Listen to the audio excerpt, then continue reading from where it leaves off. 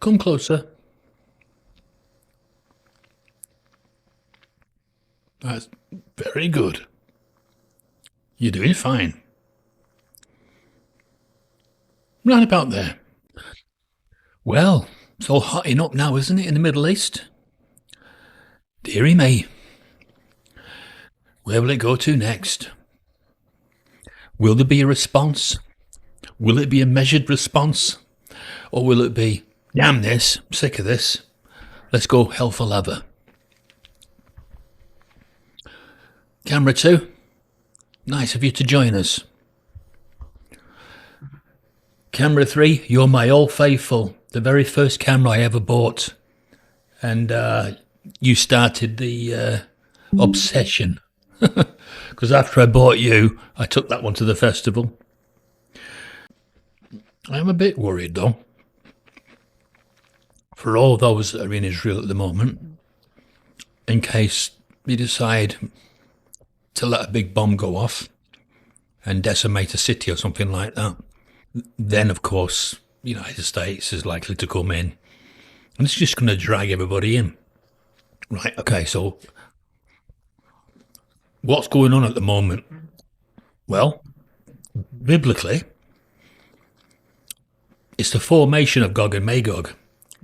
They are the hostile fighting nations in the time of the end. Now, these are the same nations that God eventually gets and drags them all to their final resting place. You know the scripture. He drags them, literally drags the whole lot of them, all the hostile fighting nations, to the Battle of Armageddon, where he completely finishes them right off. But we're all keeping an eye on the news, because we don't know, do we, just really what's going to happen and how escalatory, I hope that's a word, how it's going to escalate this particular confrontation. Is it going to go from this to something quite severe, where it involves a multitude of nations? Eventually, I think that's what the Bible is hinting at. Otherwise, God wouldn't lose patience and decide to drag them all to their final resting place. So eventually, I think you can expect that he calls time and says, that's it, I've had enough. All you ever do is learn war.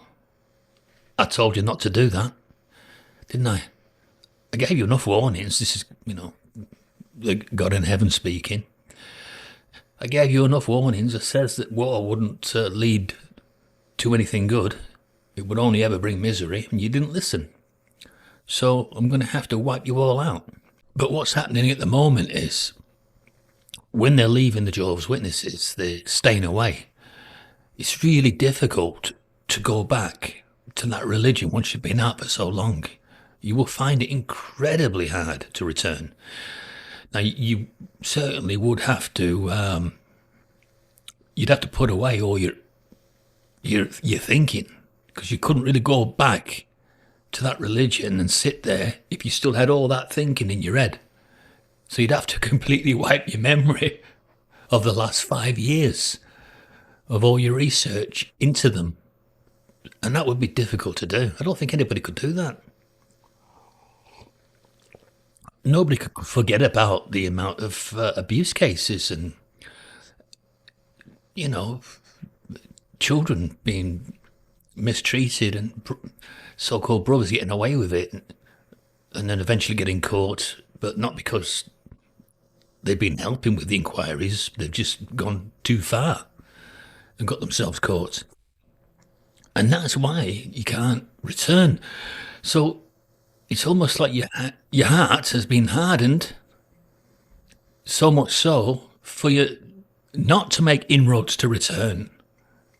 That's how it feels like you. I'm not saying everybody's got a hard heart for every topic of conversation, because there's topics of conversation that your heart will soften on, completely soften. Like children being killed during war times, children being abused, being frightened by adults. You know the things. your heart's going to be soft on things like that because, you know, they don't deserve it.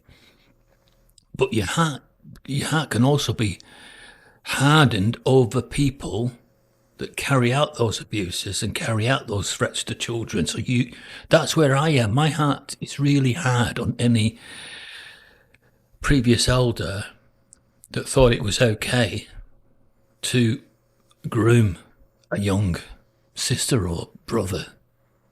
Never happened to me. I guess I'm one of the lucky ones. When I was growing up, I wasn't really put into a compromising situation with an adult where I thought that, oh, this is improper, this shouldn't be going on.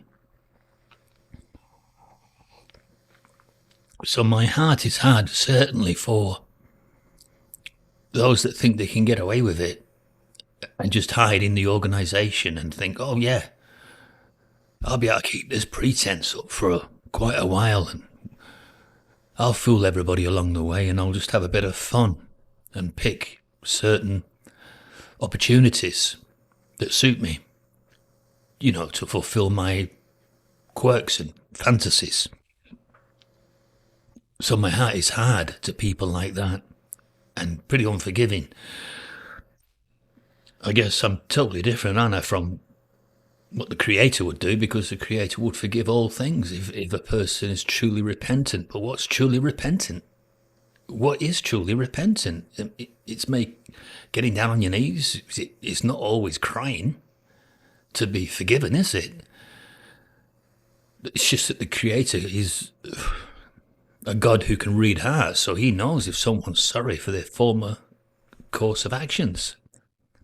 And if the person's sorry, then I guess there's an inroad into having a new relationship with them again.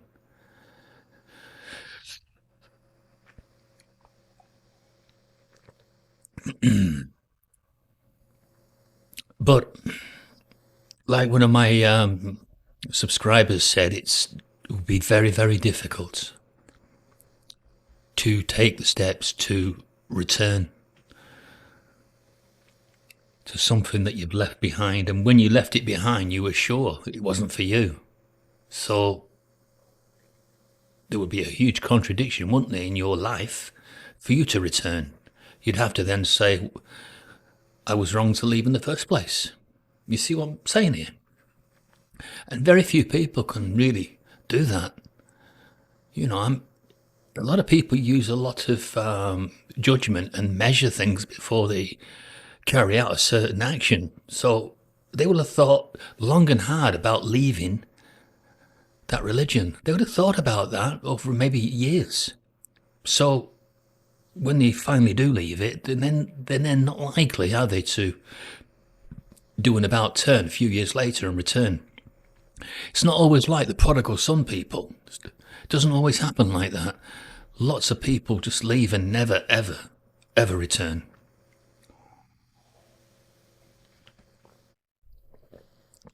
It's nice to have a chat with you all.